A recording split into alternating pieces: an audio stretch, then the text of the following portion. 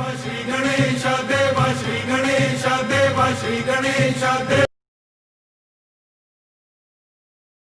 नमस्कार दोस्तों, मैं रामचंद्र सिंह बाजा आप सभी का मेरे इस YouTube चैनल में हार्दिक स्वागत एवं अभिनंदन करता हूं। दोस्तों आज 27 मई 2020 और आज आपके लिए फिर से एक वेरी इंपॉर्टेंट वीडियो। दोस्तों इस वीडियो में उज्जीवन फाइनेंस सर्विस लिमिटेड के क्वार्टर 4 2020 और साल 2020 के रिजल्ट्स का विश्लेषण करेंगे और उसके साथ में उज्जीवन फाइनेंस के स्टॉक का सपोर्ट प्राइस क्या है और सबसे बेस्ट सपोर्ट प्राइस क्या है उसके बारे में इस वीडियो में जानेंगे। तथा दोस्तों वीडियो के लास्ट में उज्जीवन फाइनेंस में निवेश के लिए बेस्ट लेवल क्या है उसके बारे में भी चर्चा करेंगे। तो दोस्तों वीडियो को लास्ट तक जरूर देखें। दोस्तों यदि आप भी स्टॉक मार्केट में निवेश के लिए ऑनलाइन अकाउंट ओपन करना चाहते हैं तो डिस्क्रिप्शन में दिए हुए लिंक के ऊपर जाकर आप 5 पैसा या जड़ोदा दोनों में से किसी एक के साथ जो है इंस्टेंट तुरंत ऑनलाइन अकाउंट ओपन कर सकते हैं और निवेश शुरू कर सकते हैं। दोस्तों मेरा आपसे एक बार फिर निवेदन है कि प्लीज़ वीडियो को लास्ट तक पूरा ज़रूर देखें। दोस्तों उज्जीवन फाइनेंस सर्विस लिमिटेड ने आज 27 मई 2020 को देखिए एनएससी और बीएससी को लेटर कम्युनिकेट किया है रिगार्डिंग देखिए अपने 31 मार्च 2020 का जो क्वार्टर एंड हुआ है और जो ईयर एंड हुआ है उसके रिजल्ट के रिगार्डिंग। तो रिजल्ट डिक्लेयर कर दिए गए। सबसे पहले बात करते हैं डिविडेंड के बारे में। देखिए कंपनी ने जो है डिविडेंड जो है वो 8% का डिविडेंड पे आउट करने की घोषणा की है, यानी कि उज्जीवन फाइनेंस सर्विस लिमिटेड के एक शेयर के ऊपर आपको 80 पैसे का जो है डिविडेंड दिया जाएगा। यानी कंपनी ने 80 पैसे पर इक्विटी शेयर का डिविडेंड की घोषणा की है। जो भी कब दिया जाएगा दोस्तों, जब इसकी 16वीं जो एजीएम है उसके अंदर जो है बोर्ड ऑफ डायरेक्टर्स की मंजूरी मिल जाएगी, उसके बाद में जो है ये पे आउट किया जाएगा। सबसे पहले दोस्तों बात करते हैं इसके स्टैंड अलोन रिजल्ट की। दोस्तों अब बात कर लेते हैं। देखिए उज्जीवन फाइनेंस सर्विस लिमिटेड इसका देखिए audited stand alone financial result है। देखिए स्टैंड अलोन का मतलब आप सभी को मालूम है कि कंपनी जो उज्जीवन जो फाइनेंस है वो खुद का जो बिजनेस है उससे जो आय होती है उसके बारे में। तो देखिए हम टोटल इनकम की बात करेंगे यहाँ पे, ठीक है। तो देखिए पिछले साल के जो क्वार्टर 4 के अंदर कंपनी की जो टोटल इनकम थी पिछले साल के क्वार्टर 4 के अंदर वह 13.39 करोड़ रुपए थी, जो घटकर इस साल के क्वार्टर 4 के अंदर मात्र जो है 2.5 करोड़ रुपए रह गई, यानी 2.50 करोड़ रुपए रह गई। तो यहाँ देखिए क्वार्टर टू क्वार्टर देखिए टोटल इनकम के अंदर बहुत बड़ी गिरावट देखने को मिली है। ठीक उसी प्रकार से देखिए साल ईयर ऑन ईयर बेसिस की बात करते हैं। देखिए 31 मार्च 2019 को जो ईयर एंड हुआ था उसके अंदर कंपनी की टोटल जो इनकम थी वह 30.62 करोड़ रुपए थी, जो घटकर इस साल जो है 21.24 करोड़ रुपए रह गई। तो यहाँ ईयर ऑन ईयर बेसिस के ऊपर टोटल इनकम के अंदर गिरावट देखने को मिली है। दोस्तों सीधा बात कर लेते हैं नेट प्रॉफिट की, ठीक है। देखिए प्रॉफिट फॉर द ईयर, ठीक है, इसके ऊपर बात कर लेते हैं डायरेक्टली। तो देखिए टोटल प्रॉफिट जो है प्रॉफिट फॉर द ईयर, तो देखिए क्वार्टर 4 के अंदर पिछले साल के क्वार्टर बात करते हैं। पिछले साल के क्वार्टर 4 के अंदर जो है कंपनी को जो है 11 करोड़ 21 लाख रुपए का लगभग जो है शुद्ध मुनाफा हुआ था, जो घटकर दोस्तों इस साल के क्वार्टर 4 के अंदर देखिए 2.86 करोड़ रुपए का लॉस हुआ है। यानी दोस्तों उज्जीवन फाइनेंस को पिछले साल के क्वार्टर 4 के अंदर 11.21 करोड़ रुपए का मुनाफा हुआ था, लेकिन इस साल के क्वार्टर 4 के अंदर कंपनी को 2.86 करोड़ रुपए का लॉस हुआ है। तो यहाँ क्वार्टर टू क्वार्टर जो है नेट प्रॉफिट के अंदर बहुत बड़ी गिरावट देखने को मिली है, बल्कि माइनस के अंदर हो गया है। दोस्तों बात कर लेते हैं ईयर ऑन ईयर बेसिस के ऊपर नेट प्रॉफिट की। तो देखिए कंपनी को पिछले साल जो 31 मार्च 2019 को जो ईयर एंड हुआ था उसके अंदर कंपनी को 21 करोड़ 58 लाख लगभग, यानी 21.58 करोड़ रुपए का शुद्ध मुनाफा हुआ था, जो घटकर इस साल देखिए कितना रह गया, मात्र 8 करोड़ 82 लाख रुपए लगभग, यानी 8.82 करोड़ रुपए रह गए। तो यहाँ भी देखिए बहुत बड़ी गिरावट जो है ईयर ऑन ईयर बेसिस के ऊपर नेट प्रॉफिट के अंदर देखने को मिली है। तो देखिए दोस्तों नेट जो प्रॉफिट है ईयर ऑन ईयर बेसिस के ऊपर और क्वार्टर टू क्वार्टर दोनों के अंदर जो है इसके अंदर जो है ज़्यादा भयंकर गिरावट देखने को मिली है। अब बात कर लेते हैं इसके कंसोलिडेट रिजल्ट की।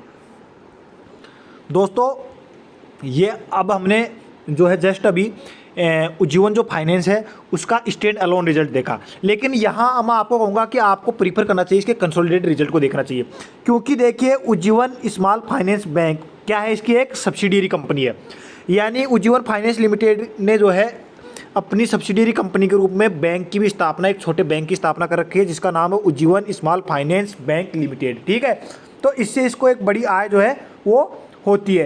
तो हम यहाँ पर इसका कंसोलिडेट रिजल्ट जो है वो देखेंगे और उसके आधार के ऊपर जो पता लगाएंगे कि रिजल्ट जो है वो कैसा रहा है। दोस्तों ये देखिए उज्जीवन फाइनेंस सर्विस लिमिटेड का ये आ गया audited consolidated financial result for the quarter and year ended 31 मार्च 2020 का। ठीक है, तो यहाँ जो है सबसे पहले हम रिवेन्यू फ्रॉम ऑपरेशन और उसके अंदर देखिए इंटरेस्ट इनकम को देखेंगे। ठीक है, इंटरेस्ट इनकम, क्योंकि आपको मालूम है कोई भी एनबीएफसी या बैंक को जो है इंटरेस्ट जो वो लोन देता है उससे जो ब्याज की राशि है वही सबसे बड़ी राशि होती है। तो इसके ऊपर चर्चा कर लेते हैं।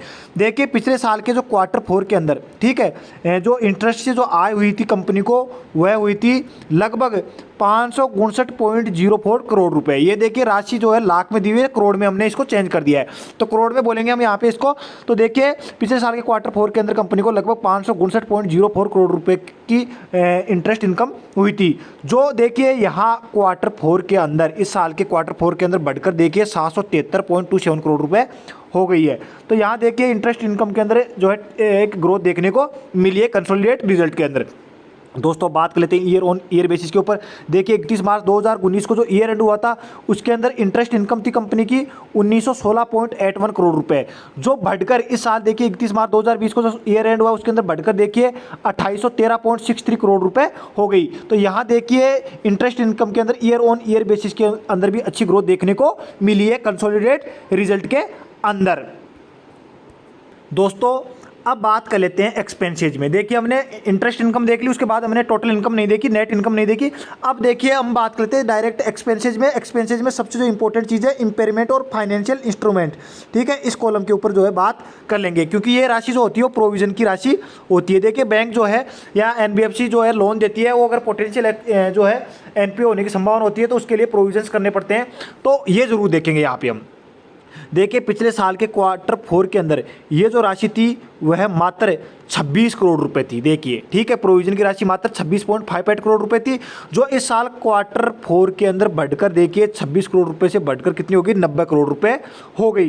तो यहाँ जो है प्रोविजन की राशि के अंदर बढ़ोतरी देखने को मिली, इसकी वजह से ही देखिए नेट प्रॉफिट के अंदर भी दबाव देखने को मिलेगा। दोस्तों बात करते हैं ईयर ऑन ईयर बेसिस के ऊपर। देखिए यहाँ आप इस कॉलम के अंदर आगे देख सकते हैं कि पिछले साल जो है प्रोविज़न की राशि थी वह मात्र जो है 65 करोड़ और 76 लाख रुपए थी लगभग। देखिए 65.76 करोड़ रुपए थी, जो इस साल जो है बढ़कर इस पूरे साल के अंदर बढ़कर कितनी हो गई, देखिए क्वार्टर 4 के अंदर जो एक्स्ट्रा प्रोविजन किया गया उसकी वजह से बढ़कर ये राशि होगी लगभग 174.46 करोड़ रुपए। तो यहाँ ये प्रोविजन की जो राशि है इसके अंदर ये बढ़ाई क्योंकि ये कोविड-19 की वजह से इसके अंदर वृद्धि देखने को मिली है। इसकी वजह से जो है जो भी बैंक या एनबीएफसी कंपनी है उनके नेट प्रॉफिट के अंदर जो है गिरावट देखने को मिली है। दोस्तों अब बात करते हैं प्रॉफिट फॉर द पीरियड। देखिए कंसोलिडेट जो रिजल्ट जारी किए गए उसके अंदर नेट प्रॉफिट की बात कर लेते हैं। देखिए पिछले साल के क्वार्टर 4 के अंदर उज्जीवन फाइनेंस को 43.14 करोड़ रुपए का शुद्ध मुनाफा हुआ था, और देखिए इस साल के क्वार्टर 4 के अंदर इसको जो है 77.42 करोड़ रुपए का शुद्ध मुनाफा हुआ। तो देखिए टोटल जो प्रॉफिट है क्वार्टर टू क्वार्टर, यानी पिछले साल से क्वार्टर 4 के अंदर 43.14 करोड़ रुपए था, वहाँ से बढ़कर देखिए टोटल प्रॉफिट हो गया 77.42 करोड़ रुपए, यानी नेट प्रॉफिट जो है क्वार्टर टू क्वार्टर बेसिस के ऊपर 43 करोड़ से बढ़कर 77 करोड़ रुपए हो गया। तो इसके अंदर एक अच्छी ग्रोथ देखने को मिली है कंसोलिडेट रिजल्ट के अंदर। ठीक है, अब बात कर लेते हैं ईयर ऑन ईयर बेसिस के ऊपर। दोस्तों आप देख सकते हैं कि 31 मार्च 2019 को जो ईयर एंड हुआ था उसके अंदर कंपनी को जो है 150.44 करोड़ रुपए का शुद्ध मुनाफा हुआ था, और इस साल देखिए 31 मार्च 2020 को जो ईयर एंड हुआ है उसके अंदर कंपनी को 298.65 करोड़ रुपए का शुद्ध मुनाफा हुआ है। तो दोस्तों आप देख सकते हैं कि ईयर ऑन ईयर बेसिस के ऊपर देखिए मुनाफा 150 करोड़ से बढ़कर 298 करोड़ रुपए हो गया है, यानी लगभग देखिए मुनाफा 2 गुना हो गया है। यानी मुनाफे के अंदर आप बोल सकते हैं दोस्तों कि लगभग 100% की ग्रोथ देखने को मिली है उज्जीवन फाइनेंस के कंसोलिडेट रिजल्ट के अंदर ईयर ऑन ईयर बेसिस के ऊपर। दोस्तों बहुत ही पॉजिटिव न्यूज़ है कि उज्जीवन फाइनेंस के कंसोलिडेट रिजल्ट के अंदर ईयर ऑन ईयर बेसिस के ऊपर मुनाफा जो है 150 करोड़ रुपए से बढ़कर लगभग 298.65 करोड़ रुपए हो गया है, यानी लगभग 2 गुना हो गया है मुनाफा। तो ये एक बहुत ही अच्छी बात है। तो कंसोलिडेट रिजल्ट को हम एक अच्छा रिजल्ट बोल सकते हैं। यहाँ पे देखिए दोस्तों स्टैंड अलोन रिजल्ट भले ही जो है कंपनी का अच्छा नहीं रहा, बट कंसोलिडेट रिजल्ट जो है कंपनी का अच्छा है, यानी ईयर ऑन ईयर बेसिस के ऊपर मुनाफा जो है 2 गुना हुआ है। दोस्तों अब बात कर लेते हैं अर्निंग पर इक्विटी शेयर, ठीक है, बेसिस और डाइल्यूटेड दोनों के ऊपर। देखिए पिछले साल के Q4 के अंदर देखिए डाइल्यूटेड की बात कर लेते हैं, अर्निंग पर शेयर जो है डाइल्यूटेड जो है 3.55 था, ठीक है, और इस साल के Q4 के अंदर देखिए कितना हो गया 5.26, ठीक है। तो यहाँ देखिए अर्निंग पर शेयर है उसके अंदर जो है ग्रोथ देखने को मिली है, 3.55 से बढ़कर जो है इस साल Q4 के अंदर 5.26 हो गया है। तो यहाँ भी ग्रोथ देखने को मिली है अर्निंग पर शेयर के अंदर, ठीक है। अब दोस्तों बात कर लेते हैं देखिए ईयर ऑन ईयर बेसिस के ऊपर, ठीक है।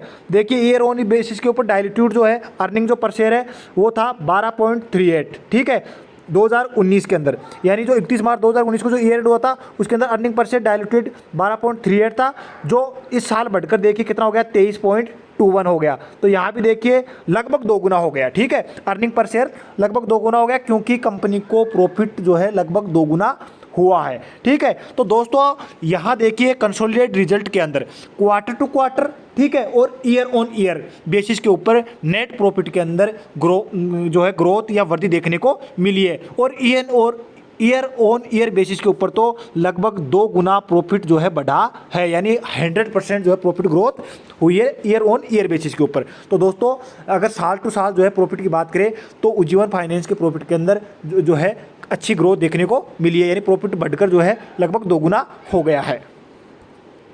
दोस्तों अब देखो आपको मैं एक चीज़ बताना चाहूँगा कि कोविड-19 की वजह से जो एक्स्ट्रा प्रोविजन एनबीएफसी कंपनी को करना पड़ रहा है, उसके अलावा देखिए मोरिटोरियम लगातार जो है गवर्नमेंट जो है बढ़ा रही है। पहले 3 महीने का जो है एक्सटेंड किया गया, उसके बाद में अभी 3 महीने का और कर दिया, तो उसकी वजह से एनबीएफसी कंपनीज के ऊपर काफ़ी ज़्यादा प्रेशर देखने को मिलेगा और बैंकिंग सेक्टर के ऊपर भी, ठीक है। तो उसकी वजह से देखिए प्रोविजन बढ़ने के ऊपर इनके नेट प्रॉफिट के अंदर जो है दबाव देखने को मिल सकता है। तो अब इस रिजल्ट के ऊपर मैं आपको एक चीज़ बताना चाहूँगा कि स्टैंड अलोन रिजल्ट को आप जो है छोड़ दीजिए, हम इसके कंसोलिडेटेड रिजल्ट के ऊपर बात करते हैं।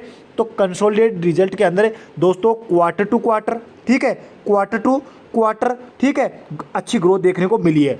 और देखिए दोस्तों ईयर टू ईयर, ठीक है, ईयर ऑन ईयर यानी साल से साल के ऊपर अगर नेट प्रॉफिट की बात करें तो उसके अंदर भी बहुत अच्छी ग्रोथ देखने को मिली है। तो अगर हम इसके कंसोलिडेटेड रिजल्ट को देखें तो हम कह सकते हैं कि उज्जीवन फाइनेंस का रिजल्ट जो है वो ठीक ठाक है और अच्छा है। दोस्तों देखिए उज्जीवन फाइनेंस सर्विस लिमिटेड, ठीक है, एक एनबीएफसी कंपनी है, आप देख सकते हैं दोस्तों एक एनबीएफसी और माइक्रो फाइनेंस इंस्टीट्यूट है, ठीक है, under NBFC non banking financial company, ठीक है। और दोस्तों देखिए आरबीआई के द्वारा इसको एक अप्रूवल भी हुआ है, रिजर्व बैंक ऑफ इंडिया के द्वारा जो है एक स्मॉल फाइनेंस बैंक सेटअप करने के लिए जो है अप्रूवल भी मिल चुका है। और इसने देखिए एक उज्जीवन स्मॉल फाइनेंस बैंक जो है उसको सेटअप भी ये कर रही है कंपनी।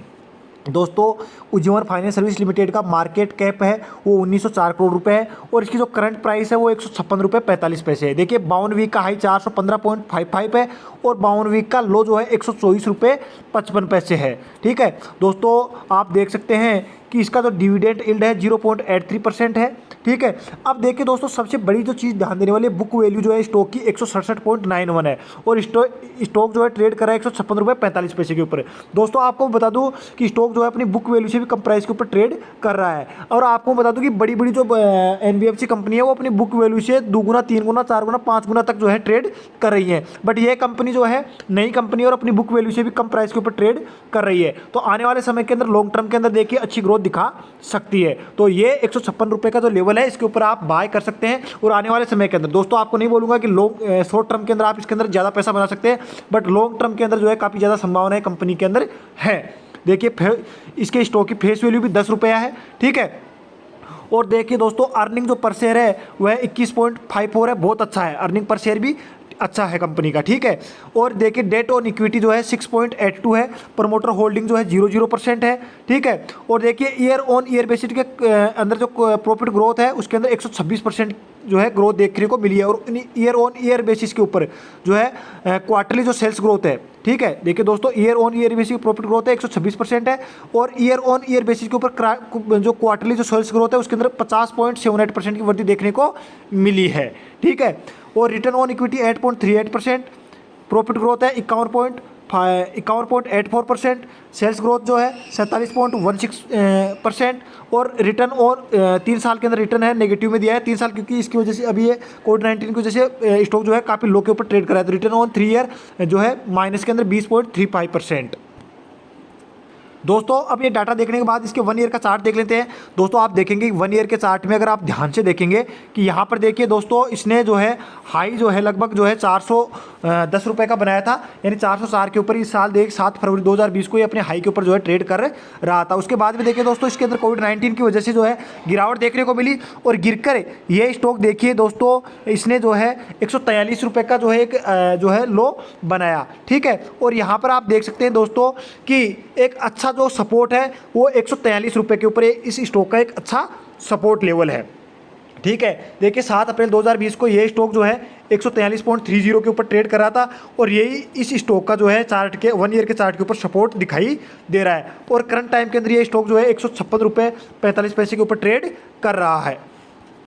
दोस्तों अभी जो है स्टॉक जो है 156 रुपये 45 पैसे के ऊपर आज जो है क्लोज हुआ है, यानी 156 के लगभग जो है स्टॉक ट्रेड कर रहा है। और ये देखिए ये उज्जीवन फाइनेंस का वनडे का चार्ट है, ठीक है। तो इस वनडे के चार्ट से हम सपोर्ट लेवल्स निकालेंगे कि सपोर्ट लेवल क्या क्या हो सकते हैं। देखिए दोस्तों, जो पहला जो सपोर्ट है वो आप देख सकते हैं वो ये है, ठीक है, 153 रुपये का, लेकिन ये तो ब्रेक हो गया था। तो अगला जो सपोर्ट है दोस्तों वो आप देख सकते हैं, ये जो हरी कैंडल है इसके ऊपर इसका एक अच्छा खासा सपोर्ट है। देखिए दोस्तों 153 रुपये का ये ब्रेकआउट हो गया था। इसके बाद में देखिए अगला जो सपोर्ट लेवल था वो था देखिए दोस्तों यहाँ पे 147 रुपये का, ठीक है। तो आपने देखा होगा दोस्तों कि ये 147 रुपये के ऊपर ये स्टॉक ये आया था गिरावट के बाद में, और वापस से यहाँ से इसने जो है ग्रोथ देखने को मिली, इससे नीचे नहीं गया। तो ये यहाँ पे पहला जो सपोर्ट है वो 146 रुपये 50 पैसे का, यानी लगभग 147 रुपये का पहला सपोर्ट प्राइस है। उसके बाद अगला जो सपोर्ट है वो है दोस्तों 140 रुपये का, और अगर 140 का भी ये ब्रेकआउट करता है आने वाले समय में, तो उसके बाद में सबसे जो मजबूत जो इसका जो सपोर्ट प्राइस है दोस्तों आप देख सकते हैं वह है 133 रुपये का है, ठीक है।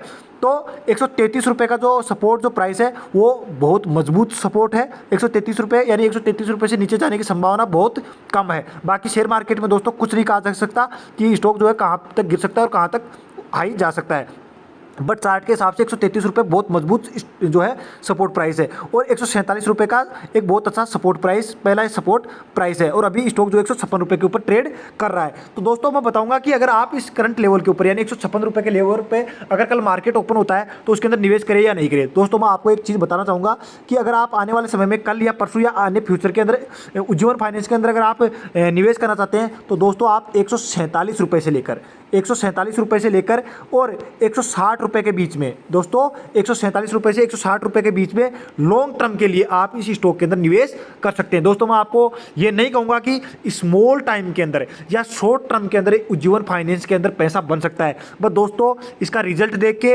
और देखिए नई कंपनी है और ग्रोथ करने वाली कंपनी है, तो एक ऐसी संभावना बन रही है कि लॉन्ग टर्म के लिए ये स्टॉक बहुत अच्छा रिटर्न आपको दे सकता है, ठीक है। तो अगर आप इसके अंदर निवेश करना चाहते हैं तो 147 रुपये से 160 रुपये के बीच में निवेश कर सकते हैं। दोस्तों यहीं पे मैं अपना वीडियो समाप्त करता हूं। अगर वीडियो आपको अच्छा लगे तो प्लीज़ वीडियो को लाइक करें, अपने दोस्तों के साथ शेयर करें और चैनल को सब्सक्राइब जरूर करें। धन्यवाद, जय हिंद।